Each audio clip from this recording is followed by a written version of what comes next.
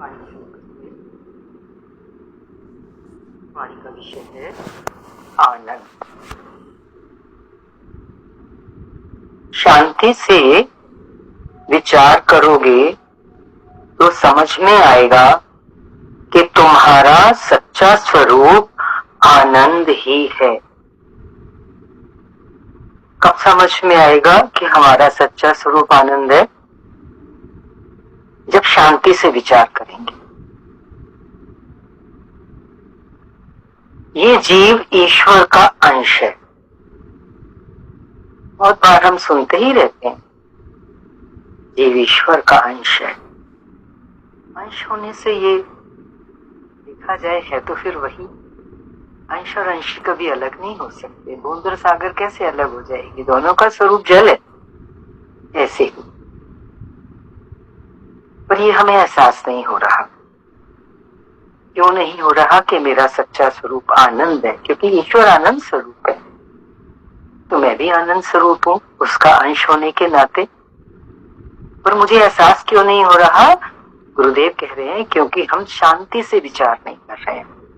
अशांति लगी पड़ी है ना चारों तरफ। शांति से विचार करना। आगे बता रहे हैं कि शीतलता जिस प्रकार पानी का सहज स्वरूप है, उसी प्रकार तुम स्वयं आनंद स्वरूप ही है। हम सब आनंद की तलाश में, लेकिन वो तो हम स्वयं हैं। तो हम कहां तलाश कर रहे हैं? कस्तूरी मृग के अंदर ही है, उसके पेट में ही है, उसका अंश अंग है कस्तूरी, और वो जंगल में दौड़ती है उस खुशबू को ढूंढने के लिए। ऐसे ही तो जीव की हालत है।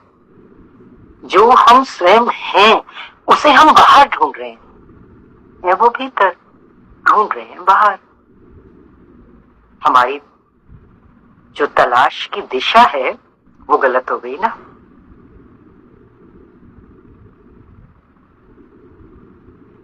दुख सुख तुम्हारे वास्तविक स्वरूप नहीं है।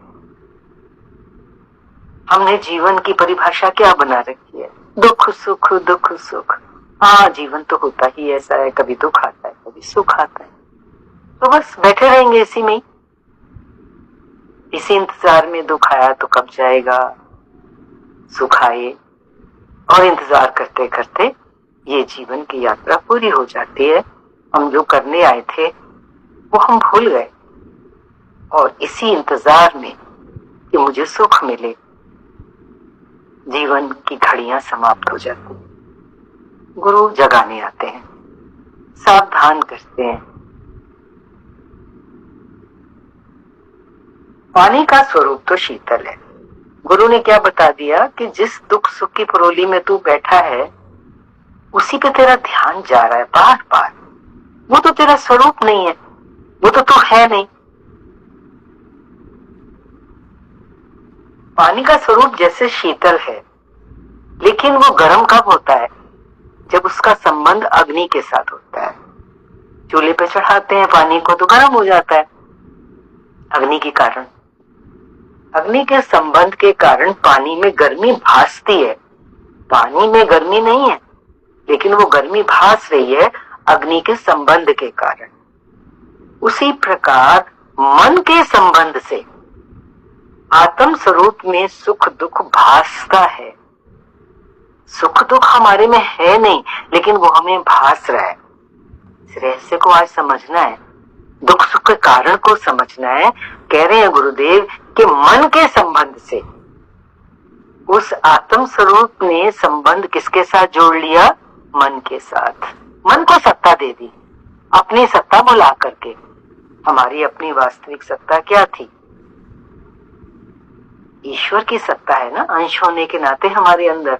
उसको भुला करके मन के साथ मित्रता करके दुख सुख के उलझन में हम उलझ गए। अब आगे बता रहे हैं, ध्यान से समझने की चीज है ये चीज, क्योंकि टॉपिक बहुत महत्वपूर्ण है हमारे लिए। हमारे जीवन की एकमात्र अभिलाषा है ही आनंद, और आनंद का मतलब होता है परमानेंट सुख, जो ना कभी आए ना कभी जाए। हर इंसान चाहता है सदा सदा के लिए सुखी होना। आगे बता रहे हैं कि सुख दुख मन का धर्म है, आएंगे, लेकिन हमें क्या समझना है कि ये मन का धर्म है। मीन्स मन इनका कारण है और मन ही इनको महसूस करता है, मैं नहीं। सूक्ष्म सा पॉइंट है। दुख सुख मुझ में नहीं बने, मेरा स्वरूप दुख सुख नहीं है। माना क्या?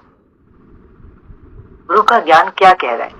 तू मन नहीं है, क्योंकि दुख सुख कहां भास रहे हैं? मन में। और हमारा स्वरूप है ईश्वर का अंश होने के नाते आनंद। सब तैयार हो इस महत्वपूर्ण गुरु के वचन को लेने के लिए।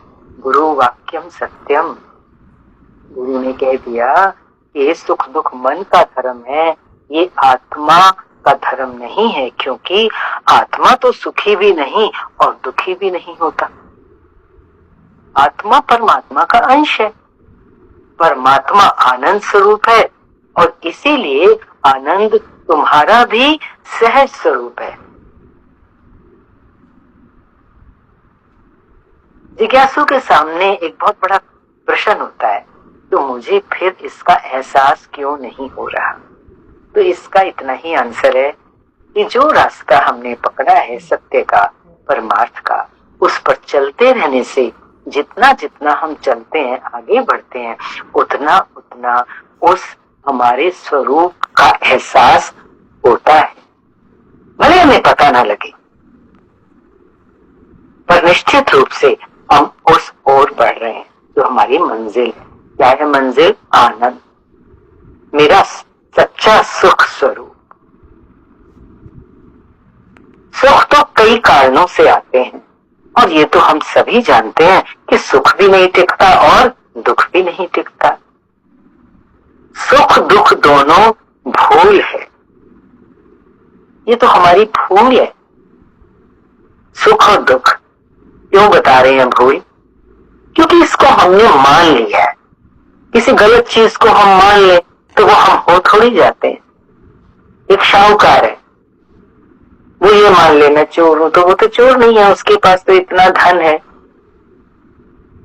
वो तो धनी है, कितनों को वो धन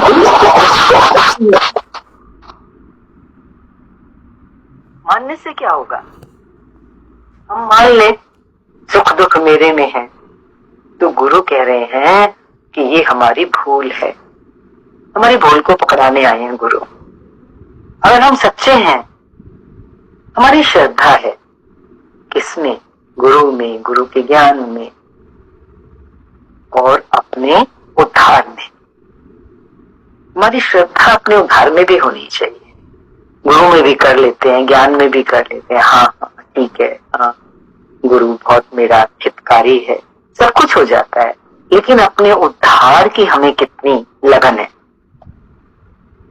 अगर हमारी श्रद्धा उसमें होगी कि मेरा एकमात्र जीवन का लक्ष्य अपना कल्याण करना है, तो मैं ये बात पक्का अभी मान लूंगा, ये सुख भी और दुख भी ये तो एक भूल है, भ्रम है, सच में ये है नहीं।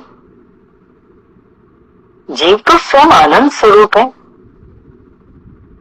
पर अज्ञान के कारण आनंद ढूंढने बाहर जाता है। अज्ञान के कारण। कौन सा अज्ञान है? मैं, कौन सी मैं? ये जो दिख रही है,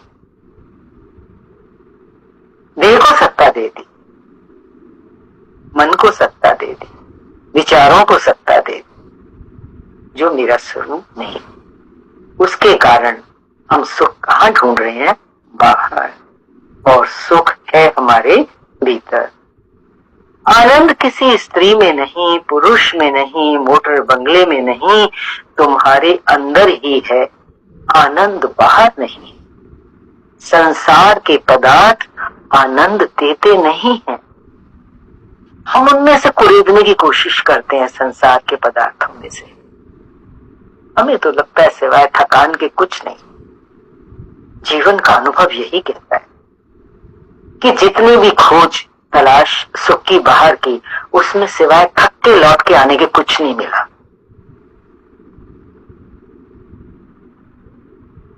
संसार के पदार्थ आनंद देते नहीं हैं, सुख दुख देते हैं। जो सुख देता है वो दुख भी देता है। हम बाहर इसलिए ढूंढते हैं, कभी कभी सुख मिल जाता है, लेकिन भूल जाते हैं जहां से हमें सुख मिल रहा है वहीं से हमें दुख भी मिलने वाला है। यही तो भ्रम है हमारा कि उस सच्चाई पे हमारी दृष्टि नहीं जाती। जीव को सुख की भूख नहीं है, आनंद की भूख है। उसे ऐसे आनंद की इच्छा है जिससे उसकी शांति हमेशा कायम रहे। संसार के पदार्थों में यदि आनंद होता तो वो एक समान रहता, नहीं रहता ना, खिन खिन बदलता है। बंगला बहुत अच्छा है, लेकिन बुखार आ जाता है जिसे, तो उसे बहुत अच्छा बंगला बताओ सुख देता है क्या? उसको हर पल यही पीड़ा होती है, मेरा रोग दूर हो, मैं स्वस्थ हूं। उसे सुख नहीं मिल रहा। भव्य बंगले से भी, आलीशान बंगले से। जब पेट में दर्द होता है तो बहुत अच्छा बंगला सुख देता है क्या? अब मानो आनंद संसार की किसी जड़ वस्तु में नहीं। ये सब बाहर के पदार्थ जड़ हैं, जहां जहां भी हम सुख खोज रहे हैं। इतना तो हम निश्चय कर लें, सारा जगत ही जड़ है। हमारा ये शरीर जड़ है, वो तो अंदर चेतना होने से ही चेतन जैसा प्रतीत होता है। और ये भी हम सब जानते हैं, ये कुछ समय के लिए चेतना से एक होकर के कार्य करता है, हमेशा तो नहीं करता ना। जब समय आ जाता है तो यही शरीर शव हो जाता है। ये सब जड़ है, एक यंत्र है हमारा शरीर। जैसे पंखा एक यंत्र है, बिजली की सहायता से चलता। ये भी हमें बहुत ध्यान रखने की चीज है। ज्ञान सुनने के साथ साथ हमें इस बात पे ध्यान देना है कि मैं हर समय किस चीज पे ध्यान दूं। अगर हर समय हमारा ध्यान इस बात पे जाए कि जो भी दृष्टि गोचर है, जो भी मेरी इंद्रियों से ग्रहण हो रहा है, ये सब जड़ है और जड़ कभी सुख दे सकता नहीं। पत्थर क्या सुख देगा? पत्थर जड़ है, सब कुछ वही है, पत्थर जैसा ही है। स्व इच्छित भोजन हो। यदि कोई बीमार है तो बताओ उसे आनंद देगा? जैसे बुखार आया हो तो सोचो, इच्छित भोजन आनंद क्यों नहीं देता? क्योंकि भोजन में आनंद नहीं है। मनपसंद भोजन हो और समाचार आया किसी के मरने का, तो मनपसंद भोजन खाने की इच्छा क्यों नहीं होती? अगर उसमें मनपसंद भोजन में सुख होता तो खाने की उसको इच्छा होती नहीं, है ना? इसका मतलब क्या है? जब वो मनपसंद भोजन रस दे रहा था तो वो रस हम अपना डाल रहे थे। हमारा चित्त इतना एकाग्र था उसमें, हमें उसमें सुख मिल रहा था। जैसे ही चित्त विचलित हुआ किसी समाचार से, तो भोजन में कोई आकर्षण नहीं रहा, कोई रस नहीं रहा। इसका मतलब भोजन में रस नहीं है, क्योंकि भोजन जड़ है। हमें देखने में लगेगा स्वादिष्ट हलवा, स्वादिष्ट खीर,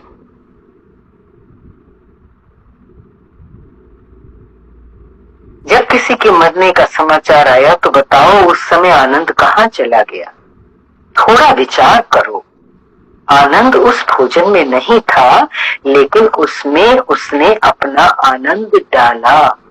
जैसे ऐसे समझो, कुत्ता हड्डी में मजा समझता है, हड्डी को चूसता है, उसमें से रक्त निकलता है, कुत्ता उसका आस्वादन लेता है कि बहुत मजा आ रहा है, हड्डी में से खून मिल रहा है। लेकिन वो तो अपना ही खून पीता है, और समझता है मुझे हड्डी से मजा आ रहा। उस हड्डी को चबाते चबाते उसके अपने मसूड़े छिल जाते हैं जिनमें से खून निकलता है, और वो उस खून को पी के सोचता है इस हड्डी में से खून आ रहा है, और वो उसका आनंद लेता है ना भ्रम। पदार्थों में सुख है, ये भ्रम है। इसको समझाने के लिए इस तरह के दृष्टांत बहुत सहायक होते हैं, बशर्ते हमें याद रहे। हम यहाँ तो दृष्टांत सुन लेंगे कि कुत्ता अपना ही खून पी रहा है, अपना ही रस डाल रहा है, लेकिन जब हम विषयों में जाते हैं, पदार्थों में जाते हैं, वहां हमें ऐसा नहीं लगता। वहां हमें लगता है सुख बाहर है, सुख विषयों में, पदार्थों में। सावधान, बस ज्ञान इतना ही है। जब जब जहां जहां सुख मिल रहा है वहां सावधान हो जाओ कि ये सुख नहीं है। अगर महसूस हो रहा है तो ये मैं अपना ही डाल रहा हूं, बाहर से नहीं मिल रहा है मुझे कुछ भी। कह रहे आगे, संसार के किसी भी पदार्थ में, विषय में आनंद नहीं है। विषय तो जड़ है। जड़ पदार्थ में जीव को जो कुछ भी आनंद का आभास होता है, आनंद नहीं, आनंद का आभास है, वो अंदर रहने वाले चेतन के कारण होता है। हमारे अंदर चेतन है, उसके कारण होता है। जो सुख इंद्रियों और विषयों के संयोग से होता है, ये वचन बहुत ध्यान देने योग्य है।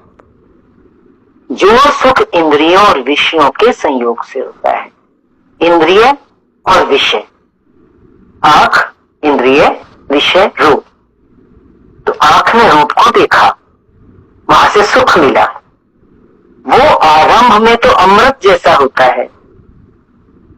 कैसा लगेगा? अप्सरा को देखा, बहुत खूबसूरत, बहुत सुंदर, आंख हटाने को मन ही ना।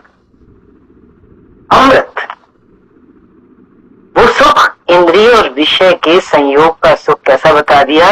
आरंभ में लिखा है, अमृत जैसा और आरंभ में, लेकिन उसका परिणाम हमें याद रखना है।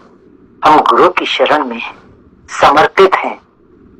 यदि हम सच्चे रूप से समर्पित हैं तो आगे जो आ रहा है वो याद रहेगा कि इंद्रियों और विषयों के संयोग से जो सुख शुरू में, आरंभ में अमृत जैसा होता है, परंतु परिणाम में विष के समान है। विषय विष समान, जितने भी विषय हैं वो विष के समान बताएगा। ईश्वर कृपा से ये बातें अंदर बैठ जाती हैं, घर कर लेती हैं, फिर हमें मेहनत नहीं करनी पड़ती। इतनी एकाग्रता के साथ इस गुरु के ज्ञान रूपी अमृत का पान करें, सब कुछ भुला करके। विषयों का संयोग अंत में, परिणाम में विष के समान है। विष की एक बार ली हुई एक बूंद मनुष्य का जीवन ले लेती है, और हम जीवन भर इन विषयों का जो विष रूप है परिणाम में, उनका संयोग करते हैं,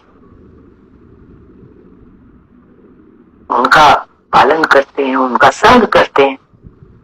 कितना जहर हम पी रहे, और फिर हम चाहते हैं सुख।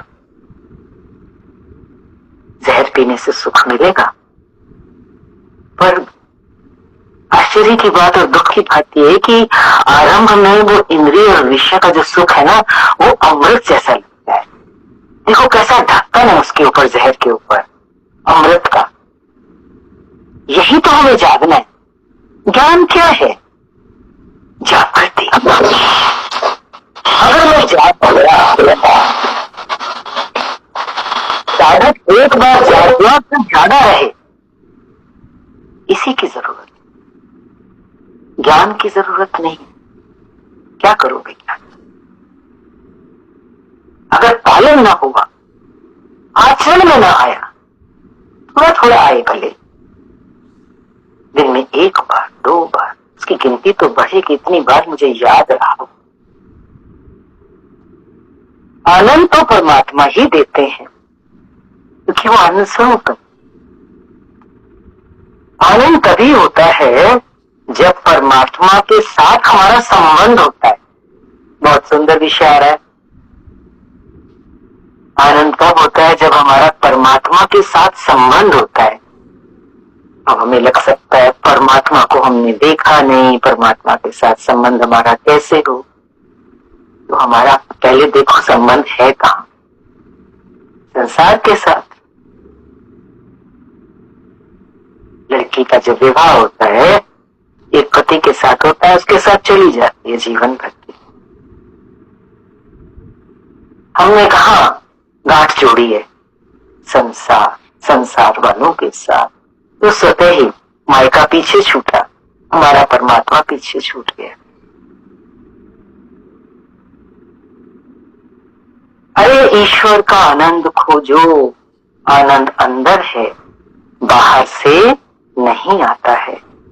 संसार के पदार्थों का सिमरन ना हो तभी सच्चा आनंद है। आई ना बात? हमने संबंध संसार से माना, और संसार से संबंध का मतलब है हम हर समय संसार के पदार्थों को याद करते रहते, सिमरन करते रहते। करना था हरि भजन, सिमरन तो परमात्मा का करना था। और आप देखो पूरा दिन हमारे अंदर कौन सी वृत्तियां उठती हैं, कौन सा चिंतन चलता है, कौन से विचार उठते रहते हैं, कभी ख्याल ही नहीं जाता, क्योंकि वो सब इतना ऑटोमेटिकली इतना फास्ट चल रहा है हमारे अंदर। कारण कि अनंत जन्मों का अभ्यास है वो। उस अनंत जन्मों के अभ्यास के ऊपर अभी अभ्यास हमें कर, जब भी ब्रह्म से माना परमात्मा से संबंध होता है तभी सच्चा आनंद प्राप्त होता है। अब ये ब्रह्म से जब संबंध होता है तभी सच्चा आनंद प्राप्त होता है। आगे जो बात आ रही है ना, उस पर जरा ध्यान देना। तुमको निद्रा में आनंद कौन देता है? निद्रा मतलब गहरी नींद, जब स्वप्न भी नहीं। थोड़े समय के लिए हर इंसान कुछ समय एक ऐसी अवस्था में जाता है जहां सपना भी नहीं होता। कुछ सपना तो होश होता ही नहीं, इस देह का तो सपने में भी नहीं होता, लेकिन सुषुप्ति में, डीप स्लीप में, जिसको यहाँ निद्रा बोल रहे, नींद, गहरी नींद। निद्रा में कितना सुख मिलता है, कितने फ्रेश होके उठते हैं। अब देखो बहुत बड़ा राजा भी क्या सभी बातों में सुखी है? राजा को बहुत कुछ, कितना साम्राज्य, कितनी सुविधाएं, कितने सुख, कितने आराम। उसे रानी से आनंद मिलता है, रानी से प्रेम है, लगाव है, आकर्षण है, लेकिन आनंद सब छोड़कर वो रानी को भी छोड़ देता है। जब वो सो जाता है तब उसे आनंद मिलता है। तो सुख रानी में था क्या, महल में था क्या? क्योंकि नींद में जब गया तब तो उसको महल का भी कोई आभास नहीं है कि मैं कितने बड़े महल में सो रहा हूं, मैं राजा हूं। कोई पद प्रतिष्ठा वहां नहीं है। मीन्स सब कुछ माइनस, सब कुछ माइनस। वो है मेरा सच्चा स्वरूप, और वहां है आनंद। रानी राजाई महल को जब वो भूल जाता है तब उसे निद्रा आती है, तब उसे आनंद मिलता है। देखो निद्रा से तो एक पैसा भी नहीं मिलता, वहां कोई खाने को नहीं मिल रहा, कोई मौज मस्ती पार्टी नहीं है, फिर भी तुमको निद्रा में आनंद क्यों आता है? कभी ख्याल ही नहीं गया होगा। ये तो ज्ञान सत्संग की चीजें ऐसी हैं जो शायद हमने कभी भी ध्यान नहीं दिया होगा, सोचा भी नहीं होगा कि सच्चा सुख इस चीज में है जहां कुछ भी ना हो, खाने को नहीं, मौज मस्ती नहीं, कोई संगी साथी नहीं, कोई अपना प्यारा नहीं, वहां सच्चा सुख है। वो नींद का एक सैंपल, डीप स्लीप का सैंपल हमें भगवान ने साथ में लगा के भेजा। हमारी 3 अवस्थाएं बना के भेजी, पर हम नहीं कर सके उसका अवलोकन। जागृत अवस्था, स्वप्न अवस्था, सुषुप्ति अवस्था। तीनों को कभी हमने कंपेयर ही नहीं किया। वहां कुछ मिलता नहीं, निद्रा में आनंद क्यों आता है? निद्रा में शांति कहाँ से मिलती है? मनुष्य को सब सुख मिलने पर नींद ना आए तो वह पागल हो जाता है। बिस्तर पर पड़ने के बाद जिसको जगत याद आता है उसको नींद नहीं आती है। कान को शब्द सुनाई दे तो नींद नहीं आती है। धीरे धीरे जब वह सब भुला दे तो निद्रा आती है। माना क्या?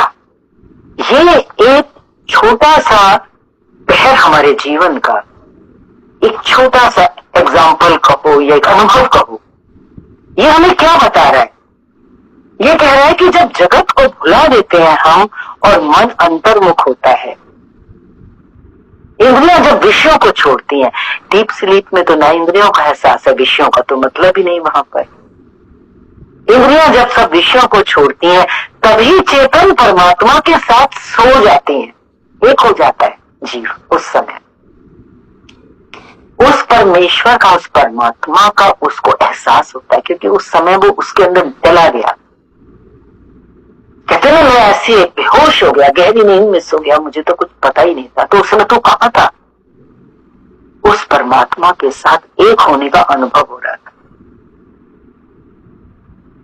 सब कुछ छोड़कर मनुष्य को सोने की इच्छा होती है। जब विषयों को हमारी इंद्रियां छोड़ती हैं और हम चेतन परमात्मा के साथ एक हो जाते हैं तो वहां क्या होता है? आनंद ही, क्योंकि आनंद परमात्मा का और आत्मा का स्वरूप है। आनंद संसार की जड़ वस्तुओं में नहीं है, आनंद जगत में नहीं है।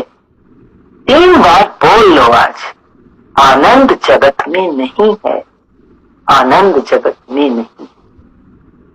आनंद जगत को भुलाने में है। दोनों लाइनें याद कर लो। अगर आनंद जगत में नहीं है तो तलाश तो है ना आनंद की। हम तो अभी तक जगत में तलाश कर रहे थे, तो कहां मिलेगा आनंद? सीधा सा सवाल सुलझ रहा है यहाँ पे। जगत को भूला उन्होंने। निद्रा में क्या हुआ? सब भूल गया, कुछ शेष नहीं था वहां पर, मैं भी नहीं था। आनंद जगत को भुलाने में है। जब तक मनुष्य को अन्य किसी से, किसी दूसरे से, किसी व्यक्ति से, किसी विषय से आनंद मिलता है, तब तक समझो दुख पीछे खड़ा है। तुम दूसरे से आनंद लेने जाएंगे तो दुखी हो। इसलिए तो कहते हैं ना कि गुरु हमें हमसे मिलाने आए। हम दूसरों से मिलते रहे सुख के लिए, लेकिन जो सुख के बजाय आनंद चाहिए हर किसी को, वो स्वयं को स्वयं से मिलने पर है। निद्रा में मन जैसा रहता है, निद्रा से यहाँ वही मतलब समझ देना, सुषुप्ति अवस्था, गहरी नींद। निद्रा में मन जैसा रहता है ऐसा जागृत अवस्था में जहां जाओ वहां आनंद ही है। निद्रा में मन कैसा रहता है? मन है ही नहीं, खाली। इसलिए जागृत अवस्था में भी जहां भी जाओ ऐसी स्थिति बना लो कि अंदर में खाली खाली होके रहो। माना क्या? मुझे कुछ नहीं चाहिए, ये है ना खालीपन। हमारी मांग एक बहुत बड़ी रुकावट है, क्योंकि फिर उस मांग के पीछे हम लग जाते हैं और भूल जाते हैं अपने असली उद्देश्य को। दीपक में जब तक तेल है तब तक वह जलता है, तेल खत्म हुआ तो दीपक शांत। इसी प्रकार मन में संसार है तब तक मन भी चलता है, जलता है। मन में संसार है तो मन जलता रहता है, मन चलता रहता है। परंतु मन में संसार ना रहे तो मन भी शांत है। मन में संसार ना रहे, बोला ना संसार में जाओ, लेकिन मन में संसार को रख के मत संसार में जाओ, खाली होके जाओ। मन में संसार ना रहे तो मन भी शांत है। संसार को मन में से निकालना है। आज होमवर्क मिल रहा है, बच्चे लिखते हैं डायरी में अपना होमवर्क, क्योंकि उन्हें अगले दिन करके आना होता है। कितने लोगों के पास डायरी और पेन है? होमवर्क लिख लो कि संसार को मन में से निकालना है। क्यों क्यों निकालना है? क्योंकि ये रुलाने वाला है। संसार क्या है? रुलाने वाला है। परमात्मा के सिमरन में तन्मय होंगे तो मन से संसार बाहर हो जाएगा। यदि किसी के अंदर ये प्रश्न आ रहा हो कि मन में से संसार को कैसे निकालें, तो सीधा सा आंसर है, परमात्मा का सिमरन करेंगे तो हमें निकालना नहीं पड़ेगा, संसार अपने आप निकल जाएगा। मन से प्रभु सिमरन करने का अभ्यास करो तो वो परमात्मा में तन्मय होगा। मन जब लीन हो जाएगा ना परमात्मा में, तो फिर मन से संसार निकल जाएगा। परमात्मा के चिंतन से आनंद मिलेगा। है ना आनंद? सबको आनंद की तलाश है। कैसे मिलेगा आनंद? परमानेंट सुख। आनंद का मतलब परमात्मा के चिंतन से। परमात्मा के चिंतन से आनंद मिलेगा। तुम परमात्मा के अंश हो, तुम जगत के नहीं, भगवान के हो। जीव ईश्वर का ही अंश है और उससे मिलने पर ही निज स्वरूप में आएगा, जहां आनंद ही आनंद है। घर से भटका हुआ बच्चा जब तक घर नहीं पहुंच जाता तो कितना अशांत होता है, घर पहुंचते ही शांत हो जाता है। ऐसे ही ईश्वर हमारा वास्तविक घर है, हमारी मंजिल है। उससे मिलने पर ही हमें आनंद मिलेगा, आनंद ही आनंद मिलेगा। आज के लिए इतना ही। हरि ओम। शांति शांति।